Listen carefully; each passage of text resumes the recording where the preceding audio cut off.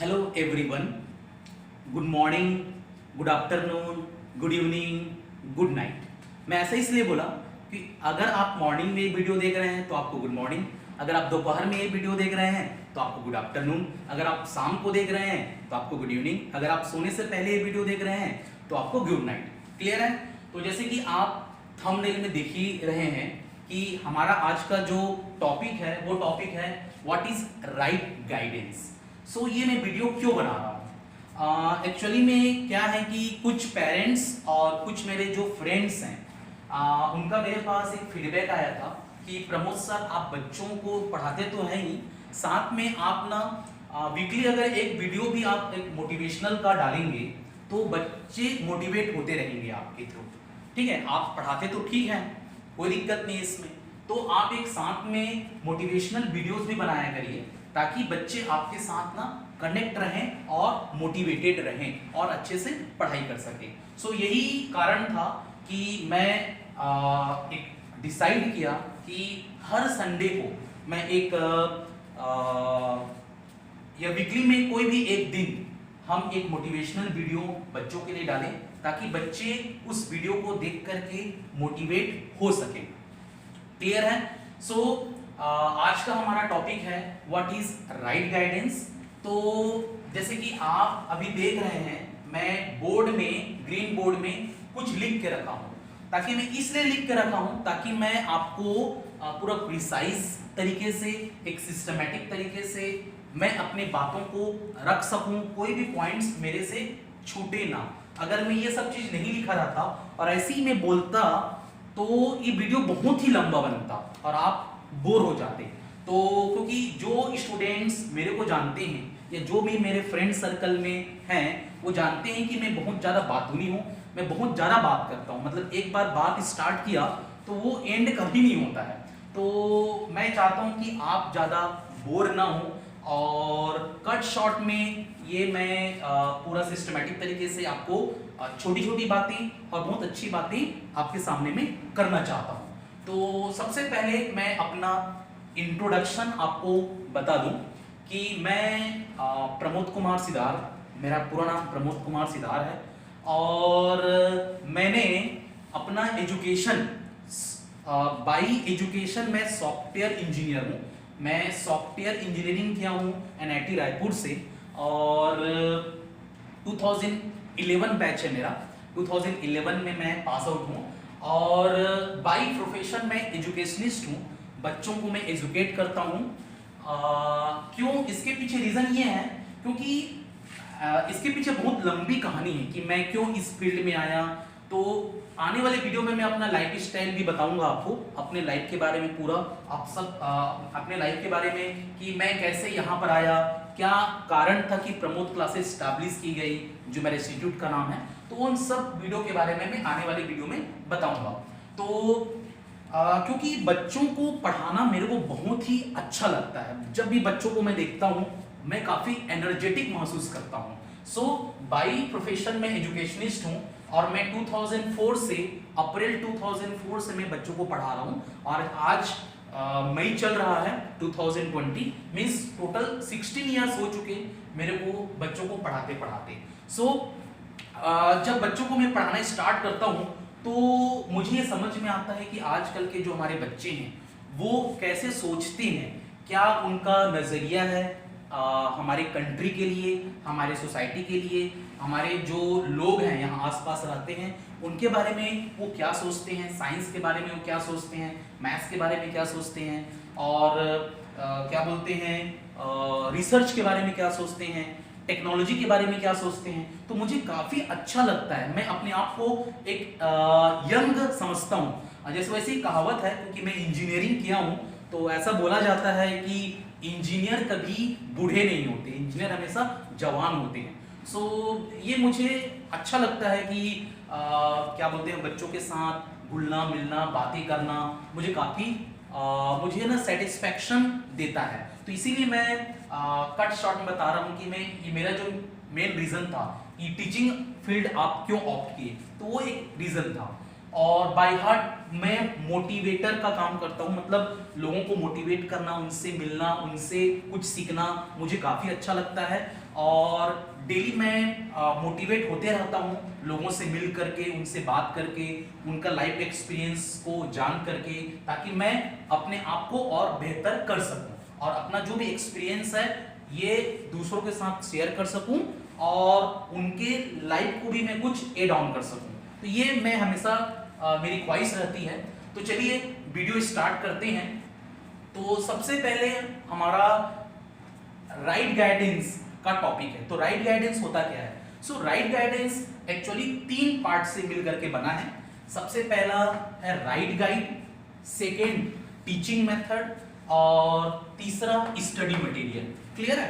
सो right guidance में हमारे पास क्या क्या कॉम्बिनेशन है? So right guidance is the combination of right guide, teaching method और स्टडी मटेरियल। तो सबसे पहले हमको ये जानना है कि राइट गाइड होता कौन है। सो बाय डिफॉल्ट राइट गाइड आपके फादर हो सकते हैं, आपकी मम्मी हो सकती हैं, आपके कोई एल्डर ब्रदर है वो आपका राइट गाइड हो सकता है, आपके कोई एल्डर सिस्टर है वो आपके राइट गाइड हो सकते हैं, कोई आपका रिलेटिव्स भी राइट गाइड हो सकता है, कोई टीचर हो सकता है या कोई कोचिंग इंस्टीट्यूट हो सकता है।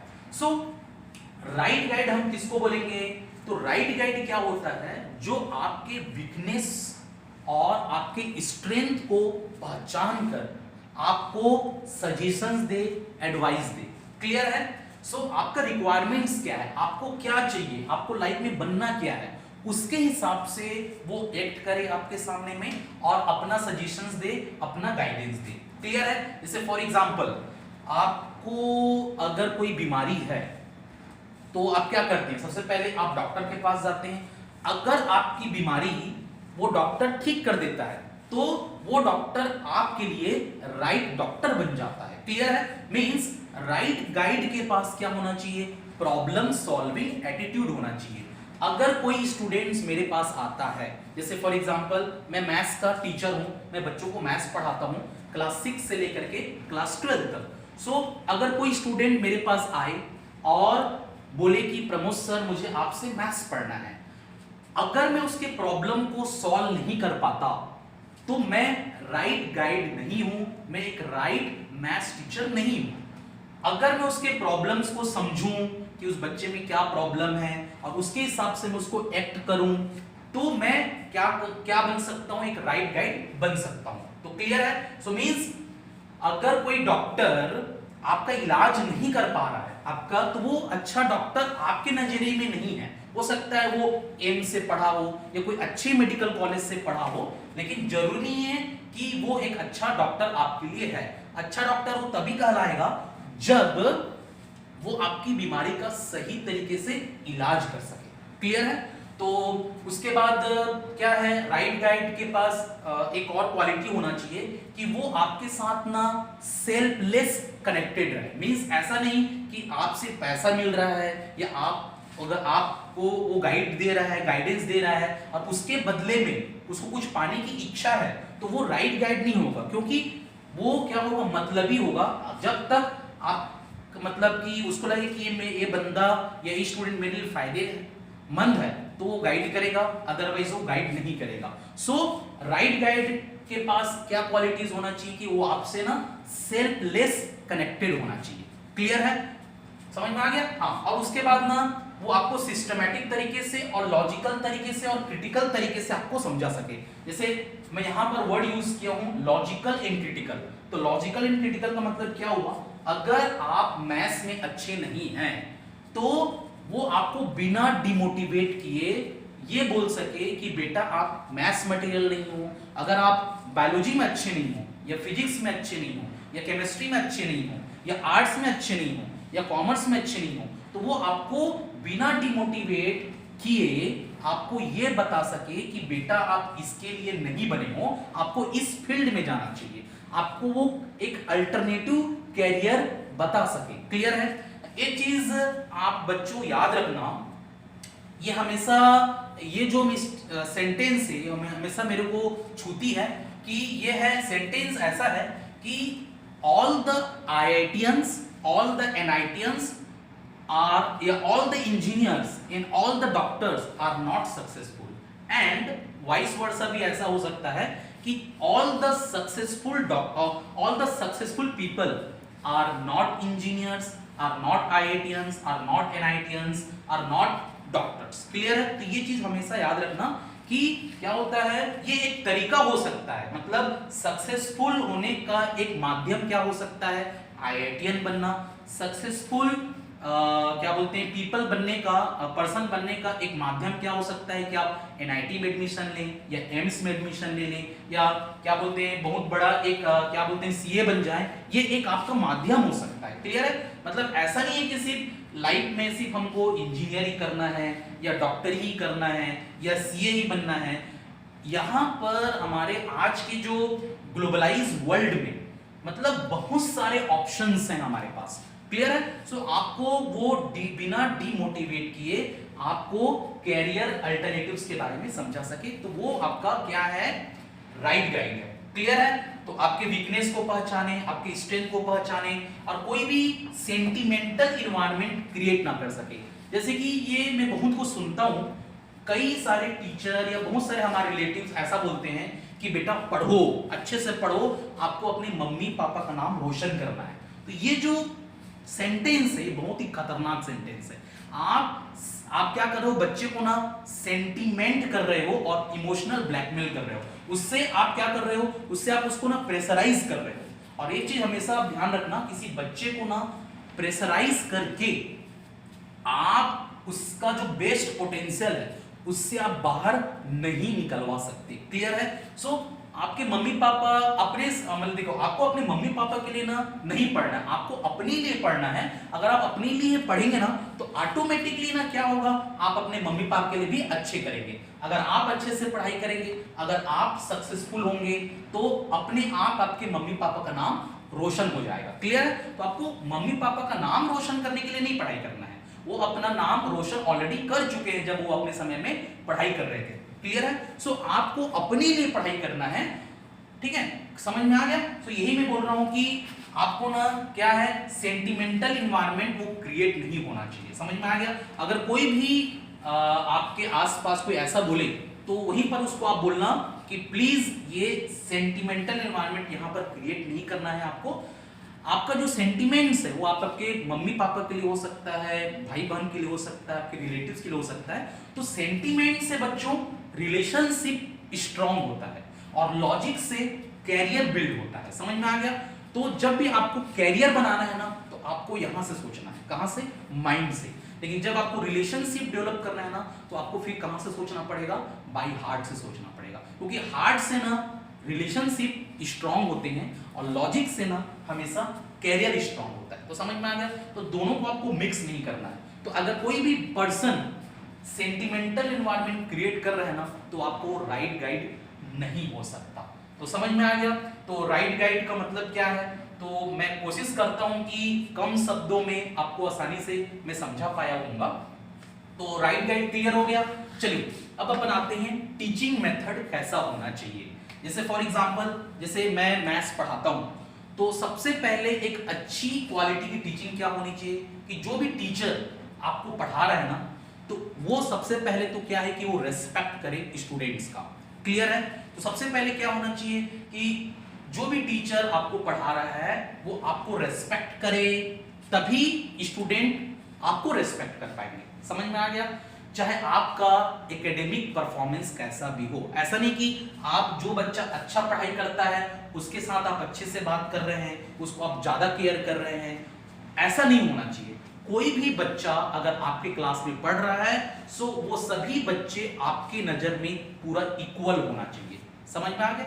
मींस टीचर वही अच्छा होता है जो पूरे क्लास को, क्लास में जितने भी बच्चे हैं उनको पूरा एक इक्वल समान नजर से देख सके। समझ में आ गया?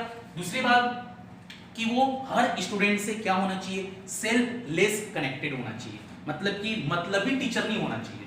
मींस हर स्टूडेंट्स की उसके कैरियर को शेप करना एक अच्छे टीचर का क्या होता है, एक क्वालिटीज होती है।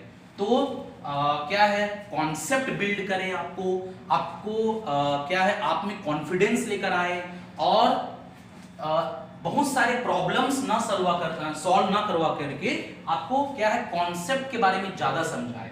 जैसे फॉर एग्जांपल मैं एक एग्जांपल बताता हूं, जैसे मैं मैथ्स पढ़ाता हूं तो जैसे सपोज कोई एक चैप्टर है, उस चैप्टर में सपोज हम मान लेते हैं कि 50 क्वेश्चंस हैं। जैसे कि मैं बताने की कोशिश कर रहा हूं कि हम बच्चों में कैसे कॉन्फिडेंस बिल्ड कर सकते हैं। मैं मैथ्स का एग्जांपल ले रहा हूं, जैसे कि सपोज कोई एक चैप्टर में 50 क्वेश्चन है, तो ये टीचर का काम है कि उस 50 क्वेश्चन को कैसे वो कैटेगराइज करे। तो वो पहले कैटेगराइज कैसे करे, उसको सपोज 5 लेवल में डिसाइड कर ले वो कि लेवल 1, वैसे level 2, level 3, level 4, level 5। Means level 1 में ऐसे क्वेश्चंस जिससे कि हर बच्चा वो सॉल्व कर सके। लेवल 2 मतलब थोड़ा सा और डिफिकल्ट। फिर लेवल 3 में ऐसे क्वेश्चंस वो उसको कैटेगराइज करे कि थोड़ा सा और डिफिकल्ट। हम क्या करते हैं कभी-कभी कि हम ऐसा क्वेश्चंस ना सॉल्व कराते हैं बच्चों को जो बच्चा सॉल्व नहीं कर पाता। इससे क्या होता है वो डीमोरलाइज होता है कि यार मैथ्स मेरे से बन नहीं रहा है। तो मींस ये थोड़ा गलत तरीका लगता है मेरे को। आप पहले ना बच्चे में ना इंटरेस्ट डेवलप करिए, उसमें कॉन्फिडेंस डेवलप करिए। समझ में आ गया? अगर बच्चे में इंटरेस्ट डेवलप हो जाए और कॉन्फिडेंस डेवलप हो जाए तो आसानी से वो किसी सब्जेक्ट में ना मास्टरी हासिल कर सकता है। तो मैं ये चाहूंगा कि वो जो टीचिंग होनी चाहिए वो कैसा होना चाहिए कि बच्चों में इंटरेस्ट पैदा हो, इनोवेटिव तरीका होना चाहिए और कॉन्फिडेंस डेवलप हो। तो इनोवेटिव तरीका का मतलब कैसे हुआ, जैसे फॉर एग्जांपल जिस समय मैं क्लास 12 में पढ़ रहा था, जिस ईयर में भी क्लास 12 में था, अगर उस तरीके से मैं आज के बच्चों को क्लास 12 पढ़ाऊंगा तो वो बच्चे कनेक्ट नहीं हो पाएंगे। हमको क्या करना पड़ेगा, हमको ये समझना पड़ेगा कि आज का जो जनरेशन है वो सोचता कैसा है, आज के बच्चे का कॉन्सेप्ट कैसे डेवलप करवाना है, मतलब कि वो उनका एनर्जी लेवल कैसा है। तो उसके हिसाब से हमको अपना टीचिंग हैबिट क्या करना पड़ेगा, डेवलप करना पड़ेगा। समझ में आ गया? मींस हम बच्चों के हिसाब से अपना मेथड डेवलप करें। समझ में आ गया? तो क्या होगा जनरेशन वाइज, तो क्या होता है कि हमको day by day learning start करनी पड़ेगी और समझना पड़ेगा कि बच्चे में क्या माइनस पॉइंट है, क्या वीक पॉइंट है। उसके हिसाब से हमको अपना टीचिंग मेथड डेवलप करना पड़ेगा और इनोवेटिव तरीका होना चाहिए। इनोवेटिव तरीका मतलब जैसे कि अगर कोई हम एग्जांपल ले रहे हैं तो ऐसा एग्जांपल हम बच्चों को दें जो आजकल के बच्चे जो ना उसको विजुअलाइज कर सके, कनेक्ट कर सके। ना कि हम ऐसे एग्जांपल दे रहे हैं 10 साल पुराना या 5 साल पुराना या 6 साल पुराना, जिससे क्या होगा वो एग्जांपल जो है ना बच्चा कनेक्ट नहीं कर पा रहा है। सो मींस आप ऐसा एग्जांपल बच्चों के सामने रखिए जिससे कि बच्चा उसको कनेक्ट कर सके, उसको आज के जनरेशन का एग्जांपल बता करके समझाइए। क्लियर हो गया? तो ये था टीचिंग मेथड में। एक और चीज मैं बोलना चाहूंगा, जैसे क्या होता है कि कोई बच्चा अगर सपोज कोई क्वेश्चन पूछेगा तो हमारे पास ना कम से कम अल्टरनेटिव मेथड्स होना चाहिए उसको एक्सप्लेन करने का। ऐसा नहीं कि हम बच्चों को ये बोले कि बेटा यही तरीका होता है, आप इसी तरीके से इसका सॉल्यूशन होता है, तो ये गलत हो जाएगा। उससे क्या होगा बच्चे जो है ना समझेंगे कि नहीं यार इसका एक ही तरीका है। क्लियर है? एक कहावत है, एक कोट है, एक कोट मेरे को काफी अच्छा लगता है कि अगर आप कोई प्रॉब्लम का एक सॉल्यूशन निकालते हैं तो इसका मतलब कि आप उस प्रॉब्लम को अच्छी तरीके से नहीं समझे। अगर उस प्रॉब्लम का आपके पास अगर मोर देन 1 सॉल्यूशन है या मोर देन 2 सॉल्यूशन है या मैनी सॉल्यूशन है, इसका मतलब आपने प्रॉब्लम को सही तरीके से आइडेंटिफाई किया है। समझ में आ गया? मींस हमारे पास किसी बच्चे को समझाने के बहुत सारे तरीके होना चाहिए। हो सकता है सबसे पहले आपने मेथड ए उसको बताया, जैसे कोई क्वेश्चन है सपोज पाइथागोरस थ्योरम है, क्लास 10 का बता रहा हूं, तो अगर पाइथागोरस थ्योरम आपने सपोज मेथड ए से बताया, नहीं समझ में आया तो आप मेथड बी यूज कीजिए। अगर वो मेथड बी भी नहीं समझ में आ रहा है तो मेथड सी स्टार्ट कीजिए या मेथड डी। तो आपके पास ना मतलब आपका मेन मोटिव क्या होना चाहिए कि अल्टीमेटली बच्चे को कैसे समझ में आए वो प्रॉब्लम, तभी आप प्रॉब्लम सॉल्विंग क्या बनेंगे, आपके पास प्रॉब्लम सॉल्वर बनेंगे आप। आप में प्रॉब्लम सॉल्विंग एटीट्यूड होना चाहिए, मैं बोल रहा हूं मींस आपके पास मल्टीपल ऑप्शंस होना चाहिए कि कैसे बच्चों को हम समझा सकें। क्लियर है? और दूसरी बात, एक और चीज मैं बोल दे रहा हूं टीचिंग मेथड में कि जैसे फॉर एग्जांपल एक क्लास में 20 बच्चे हैं, ठीक है? सो उस 20 बच्चे का सबका अलग अलग माइंड होता है, तो क्या करना है, हमको सबसे पहले जो सबसे वीक बच्चा है उसको आइडेंटिफाई करना है। क्लास में जो 20 बच्चे हैं तो अपने को ये देखना है कि उस 20 बच्चे में कौन सबसे वीक बच्चा है जिसको कम समझ में आ रहा है। तो अगर हम पूरे क्लास को इस बच्चे के हिसाब से समझाएं, जो सबसे वीक बच्चा है जिसको कम समझ में आती है, अगर उसके लेवल से अगर हम बच्चों को एक्सप्लेन करें तो मेरा ये मानना है कि पूरे एंटायर क्लास को समझ में आएगा। क्लियर है? अगर हम टॉपर बच्चे के हिसाब से समझाएंगे ना पूरे क्लास को तो बहुत सारे बच्चे नहीं समझ पाएंगे। तो ये मुझे थोड़ा सा एक ड्रॉबैक लगता है। सो टीचिंग मेथड कैसा होना चाहिए? टीचिंग मेथड ऐसा होना चाहिए कि आप ऐसा तरीका पढ़ाओ जिससे कि पूरे एंटायर क्लास को समझ में आए, और ये आपके टीचर का रिस्पॉन्सिबिलिटी है कि वो ढूंढे, वो एनालाइज करे कि क्लास में सबसे वीकेस्ट बच्चा कौन है, और उसके माइंड के हिसाब से क्या करें, बच्चों को पढ़ाएं तो पूरे एंटायर क्लास को समझ में आए। एक और बात मैं देखता हूं कि कई सारे बच्चे क्या होते हैं क्लास में, उनको हेजिटेशन प्रॉब्लम होता है, मींस वो क्लास में सबके सामने में क्वेश्चंस नहीं बोल पाते। तो टीचिंग मेथड में कैसा होना चाहिए, जो टीचर है उसके पास एक क्वालिटी होना चाहिए कि वो बच्चों के माइंड को रीड कर सके। मींस क्या है, उसको ये चेहरे को देख करके समझ में आ जाना चाहिए कि हाँ यार बच्चे को ना प्रॉब्लम है, ये नहीं समझ पा रहा है और इसको हेजिटेशन प्रॉब्लम है, हेजिटेशन प्रॉब्लम के कारण ये अपना क्वेश्चंस नहीं पूछ पा रहा है। तो मींस वहां पर आपको क्या करना पड़ेगा, बच्चे की माइंड को रीड करना पड़ेगा। ये क्वालिटी अगर आप में नहीं है तो आप इसको डेवलप कीजिए, और ये एक्सपीरियंस से आएगा, ये एक दिन में नहीं आएगा कि किसी बच्चे को आप माइंड रीड कर लोगे। ये ना जितना ज्यादा आप बच्चों के साथ घुलेंगे मिलेंगे, उनसे बात करेंगे, उनसे कनेक्ट रहेंगे, तो उतना आपको ना बच्चों की मानसिकता, वो कैसे सोचते हैं, उनमें क्या प्रॉब्लम है, वो आपको समझ में आएगा। सो मतलब कहने का मतलब क्या है कि आपको ना एज ए फ्रेंड बनना पड़ेगा। अगर आपको तरीका क्या हो सकता है कि बच्चों को समझने का, कि आप जो है ना बच्चों के साथ ना फ्रेंडशिप रखिए, उनके साथ फ्रेंड बनिए, ताकि वो अपने प्रॉब्लम्स को ना आपके साथ क्या कर सके, शेयर कर सके। तो समझ में आ गया? सो ये टीचिंग मेथड में आ सकता है, और प्रॉपर आपको गाइड करे, होमवर्क आपका चेक करे, आपको कॉन्सेप्ट ओरिएंटेड पढ़ाए, ना कि प्रॉब्लम सॉल्विंग। मतलब कि ऐसा नहीं कि बहुत सारा प्रॉब्लम्स खुद सॉल्व कर रहा है वो, ऐसा नहीं। मींस प्रॉब्लम आपको ज्यादा सॉल्व करना है। अगर मैं पूरा प्रॉब्लम सॉल्व कर दूंगा तो फिर आपका जो माइंड है ना, वो जो सोचने की क्षमता है ना, वो क्या हो जाएगा, कम हो जाएगा। समझ में आ गया? सो मींस मैं कॉन्सेप्ट बताऊं बच्चों को कि ये कॉन्सेप्ट है, और उस कॉन्सेप्ट पर भी मैं बच्चों को क्वेश्चंस दूं, और बच्चे पूरा फिर वो क्वेश्चन सॉल्व करें, और क्वेश्चन सॉल्व करने के बाद मैं बच्चों से पूरा फीडबैक लूं, उनकी कॉपी चेक करूं, और उनको मैं पूरा लाइन बाय लाइन बताऊं कि हाँ बच्चों आपको ना यहाँ पर मिस्टेक है, ये आपका जो स्टेटमेंट है ये गलत है, और बोलूं कि ये आप रेक्टिफाई करिए। समझ में आ गया? तो ये टीचिंग मेथड में आता है।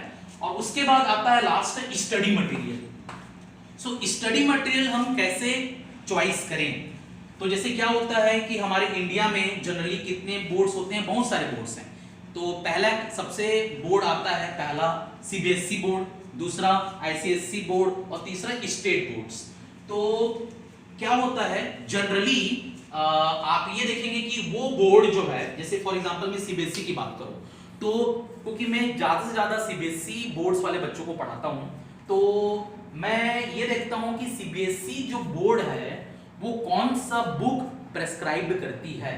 तो जनरली सीबीएसई हमें एनसीईआरटी की किताब फॉलो करने के लिए बोलती है, और मेरे नजर में क्योंकि मैं पूरा एनसीईआरटी किताब मैं सॉल्व कर चुका हूं, क्लास 6 से लेकर के क्लास 12 तक मैंने पूरा हर एक क्वेश्चन उसमें से मैंने सॉल्व किया है। तो इतना सॉल्व करने के बाद मैं अच्छे से ये बोल सकता हूं कि आपको, अगर आप बिगिनर है ना, बिगिनर, तो आप ना एनसीईआरटी की किताब जो है ना, ये पहले स्टार्ट करिए आप, rather than solving multiple books. Means मैं ये बोलना चाहूंगा जो सीबीएसई के स्टूडेंट्स हैं कि आप ना एनसीईआरटी किताब को सबसे पहले फॉलो करिए, उसके जो कॉन्टेक्स्ट है उसको लाइन बाय लाइन पढ़िए, और उसके जितने भी सॉल्व्ड एग्जांपल्स हैं और जितने भी अनसॉल्व्ड क्वेश्चंस हैं उसको सॉल्व करने की कोशिश करिए, और बिना देखे सॉल्व करने की कोशिश करना है, कि ना कि अपन सॉल्यूशन देख रहे हैं और सॉल्व कर रहे हैं, ये गलत तरीका है। तो आपको क्या करना है, स्टडी मटेरियल में मैं ये बोलूंगा कि आप जो टेक्स्ट बुक है वो एनसीईआरटी फॉलो करिए आप, और अगर कुछ भी प्रॉब्लम है तो आपके जो भी रेस्पेक्टिव जो टीचर हैं उनके साथ आप अपना जो प्रॉब्लम है उसको आप क्या करें, शेयर करें कि सर मैंने ये बुक सॉल्व किया, ये क्वेश्चन सॉल्व किया, मेरे को नहीं समझ में आया, तो ये आपको बताना आना चाहिए। समझ में आ गया? और उसके बाद हम क्या करते हैं, हम बेसिक्स को भूल करके ये बुक सॉल्व कर लिए, वो बुक सॉल्व कर लिए, क्योंकि मार्केट में ना तरह तरह के बुक्स आते हैं। अगर आप बोले तो क्लास 10th का ही बहुत सारे पब्लिकेशंस के बुक्स आते हैं। मैं ये नहीं बोलता कि वो बुक्स खराब हैं, हर बुक अच्छी होती है, ऐसी वाली बात नहीं, लेकिन हमको क्या करना है, सही तरीका ढूंढना है। तो जो सही तरीका ये है कि आप एनसीईआरटी की जो किताबें हैं ना उसको आप फॉलो करिए, उसको सॉल्व करिए, ये सबसे प्रायोरिटीज है। अगर आपको कॉन्फिडेंस मतलब क्या होता है, बिल्डअप होता है, और आपके पास अगर समय है, तब आप दूसरे बुक सॉल्व कर सकते हैं। क्लियर हो गया? So NCERT is the best book, ये तो मैं सीबीएसई के लिए बता दिया। उसके बाद उसी तरीके से जो भी आप बोर्ड में पढ़ते हैं तो उस बोर्ड का आप वेबसाइट में जाइए और देखिए कि वो बोर्ड कौन सा प्रेस्क्राइब्ड बुक आपको फॉलो अप करवाता है, तो वो मेरे हिसाब से वो बुक आपको पहले स्टार्ट कर देना चाहिए। समझ में आ गया? तो ये था स्टडी मटेरियल के बारे में कॉन्सेप्ट। सो जितना मेरे को बताना था शायद मैंने पूरा कवर कर दिया है। ये मेरी निजी राय है, ये जो मेरा एक्सपीरियंस है उस एक्सपीरियंस के बेस पर मैंने आपको ये सब बातें बोली हैं। हो सकता है कि कुछ बातें आप मेरे से डिसएग्री भी हो सकते हैं, उसमें कोई दो राय की बात नहीं है। तो आपको ये वीडियो कैसा लगा आप जरूर कमेंट सेक्शन में मुझे बताइए, ताकि मैं अगले वीडियो जो बनाऊंगा वो मैं और अच्छे बनाने की कोशिश करूंगा और टू द पॉइंट बात करने की कोशिश करूंगा। सो अगर आपको मेरा ये वीडियो पसंद आया है तो जरूर इसको आप लाइक कर दीजिएगा, शेयर कर दीजिएगा, और हमारे चैनल को सब्सक्राइब जरूर कर दीजिएगा। सब्सक्राइब करने के बाद बेल आइकन जरूर आप उसमें क्लिक कर दीजिएगा, ताकि जो भी हम वीडियो बनाएं और अपलोड करें तो वो आपके पास तुरंत नोटिफिकेशन पहुंच जाए और आप हमारा वीडियो सबसे पहले देख सकें। सो ये मेरा छोटा सा एक प्रयास था बच्चों को मोटिवेट करने का, और जितना भी मेरे पास जो एक्सपीरियंस होंगे वो मैं जरूर आपके साथ शेयर करूंगा। तो चलिए, उम्मीद करता हूं कि आपको ये वीडियो पसंद आया होगा, और जरूर अपना फीडबैक जरूर आप मुझे दीजिए कमेंट सेक्शन में। तो thank you all of you, love you all. आप सभी हैप्पी रहिए और ग्रो करते जाइए डे बाय डे, और मोटिवेटेड रहिए, और कुछ भी आपको लगता है कि जो मैं मेरे से कुछ पॉइंट छूट गया होगा तो जरूर वो आप शेयर करिए मेरे साथ। तो thank you, love you all, जय हिंद, जय भारत।